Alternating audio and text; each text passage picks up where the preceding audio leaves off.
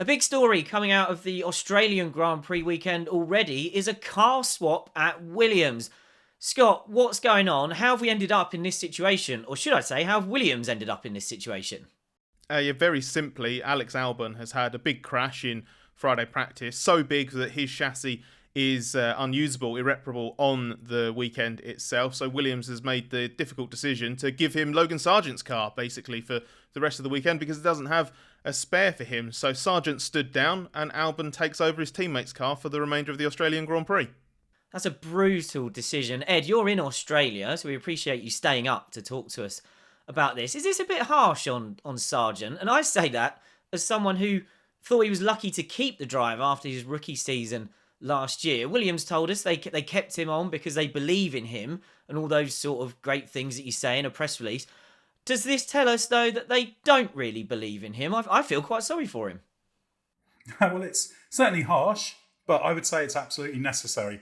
Williams has to make the best possible choice it can to maximise its chance of points, because points mean prizes in the form of the financial reward at the end of the season, around $10 million per position in the championship, and then that's money that can be invested in improving the team, making it better. So there's a lot at stake here.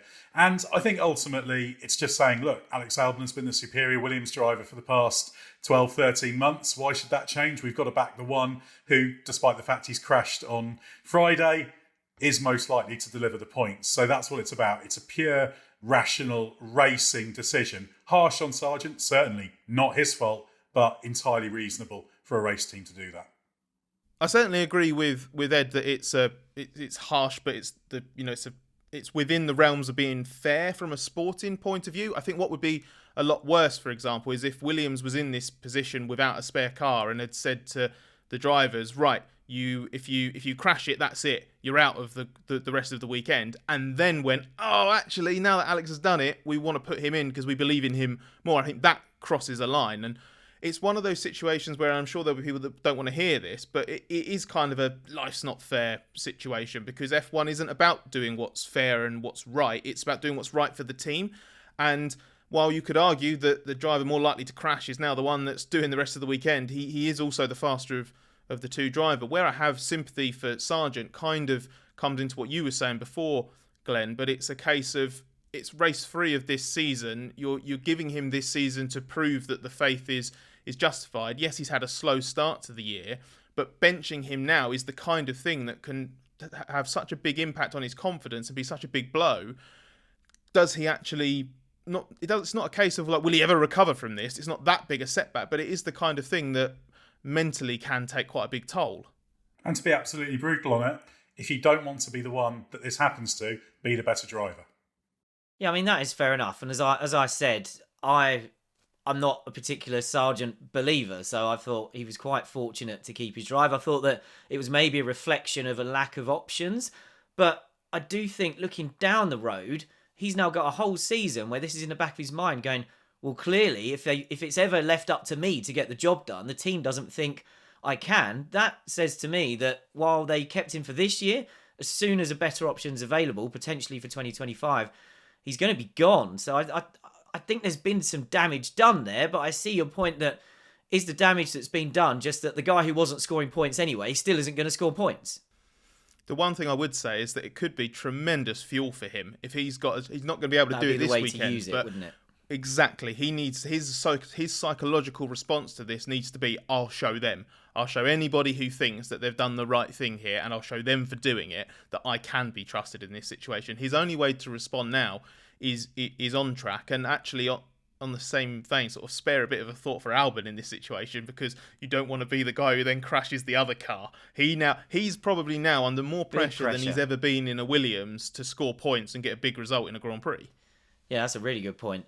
And now, Scott, this is unprecedented. In modern F1, we've not had a driver pulled out of his car during a weekend to hand it over to his teammate. We've not seen that.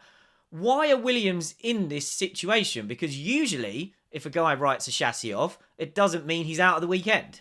Yeah, exactly. And we're in a situation that is, you're right, unprecedented in that sense. We've seen that kind of slightly more conventional version before, and every time it's pretty much been Williams, where it's been they've had a parts shortage or So they either stood. I think it was twice in 2019. Robert Kubica stood down before one weekend, one race, and in the middle of another. And it's all part of the same problem, which is why I reference it. Because back then, you remember 2019 was that season when Williams missed the start of pre-season testing because of a terrible car build. Well, this year they were late. It didn't quite come to missing pre-season testing, but they had all sorts of trouble. They were late on the car build, behind on production. They're missing performance parts on the car because they've had another horrible winter. Another winter where nothing quite goes to plan, and they're rushing around trying to get everything together. And one of the consequences of that, which we've only learned because this situation has arisen, is that they haven't been able to produce a spare chassis in time. I think the third one was meant to be ready for Japan, which is the next race in a couple of weeks' time, which meant Williams was in, I think James Vowles, the team boss, called it an unacceptable situation in modern F1 of coming to the third race of the season without a spare. And not just the third race, the second in a row where the track is lined with really unforgiving walls. So you've got, I think, two of the most likely tracks on the calendar that are going to do a chassis, and you've taken that massive gamble. So it exposes this inherent limitation. It's a pretty damning indictment of where Williams is, and that gamble has absolutely backfired. Yeah, and they'll have known that this was a limitation going into these first few races. The drivers would have been under strict instructions to really try not to break the chassis. So Albon probably, when he had his impact, thought, oh dear, this has gone wrong. And they probably worked out what they would do in this scenario as well. So you'd hope that they've stuck with that. But yeah, it's a horrible situation for a F1 team to be in. It's not a small trivial thing. It's a huge error. You wouldn't say, right, we're going to go into the season without this. You only do that if something's gone wrong. And I will say, whether I agree with the decision or not, credit to James Vowles. As you said, Scott, he's fronted up to this. You know, to have the team boss saying this is unacceptable, and we'll hear a lot more from him over the weekend where he won't shy away from this. That's to his credit. But Ed, is this all a bit moot, given that probably a couple of days from now it's going to be Sunday night, and Alex Albon's probably going to finish 13th. So we've gone through all of this effort, and are Williams probably not going to score a point anyway? Well, ultimately, there's a top 5 group and a bottom 5 group, and Williams is in the bottom 5 group in terms of team, so it's going to be hard to score a point. However, things can happen here. There are walls there, as we've discussed, so there is a chance. Alex Albon was 11th in the last race in Saudi Arabia. So what you want is one driver in your one car to get the absolute maximum out of what you've got, and whether that's P18, P15, P12, P6, whatever, you want to know that you've done everything you possibly can, because if there's a race, let's say there's some crashes up front and 3 or 4 cars are out, you need a Williams to be one of those cars that scores. You can't leave anything to chance when it comes to this. Yeah, there's every chance we might get to Sunday night and it'll be P13, and that was all that was possible. And you might say then it was all in vain, but it wouldn't have been, because perhaps Logan Sargeant would have been P15. Now, you can come up with all sorts of hypotheticals. You could say this is the moment that Logan Sargeant, everything would have clicked and he'd have been in the points, but history tells us that's unlikely. I doubt that. You have exactly, yeah. But you've got to, as a team, leave no stone unturned in pursuing the ultimate results. And I think that's the thing that actually reflects really well on Williams. Yeah, they've got a long way to go, but they're willing to take a tough decision to expose themselves to the world and say, right, we're making this choice. We are being harsh to one of our drivers. We are risking him losing confidence or whatever.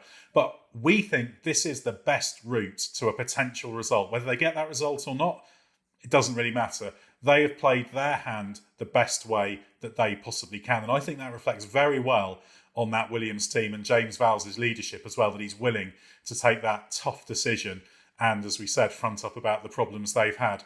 And that could well pay off. In many ways, it's a decision that deserves to pay off, because it's all about what works best for the team. And if at the end of the season that means a place in the Constructors' Championship, possibly even more than that if it's really tight, then absolute vindication. The one thing as well that it says about the sort of bigger picture that Williams is in ties exactly to that point that Ed's making, which is the only reason Williams found itself in this position. You can go and look at the full video we did on this channel about that. Is a hard decision, conscious decision that Williams made under Vowles and Chief Technical Officer Pat Fry to make life hard for itself over the winter. They've got very outdated processes and systems in place there. Williams wanted to change that basically all in one go through the pain now, set themselves up for bigger gains to be made in the future. Now they wouldn't have wanted it to come to this, but like Ed said, in this situation here, they're willing to front up and take on those difficult decisions, frame them as difficult decisions, hold their hands up and say we're making trouble for ourselves, but it is all about making bigger gains in the future. It's a lot of short-term pain. They had that over the winter. Logan Sargeant is feeling that now. He said this is obviously the hardest thing he's had to do in his career. He might not be particularly thankful, but the only thing Williams can do in the bigger picture and now the rest of this weekend is actually justify it and prove that it was all worthwhile.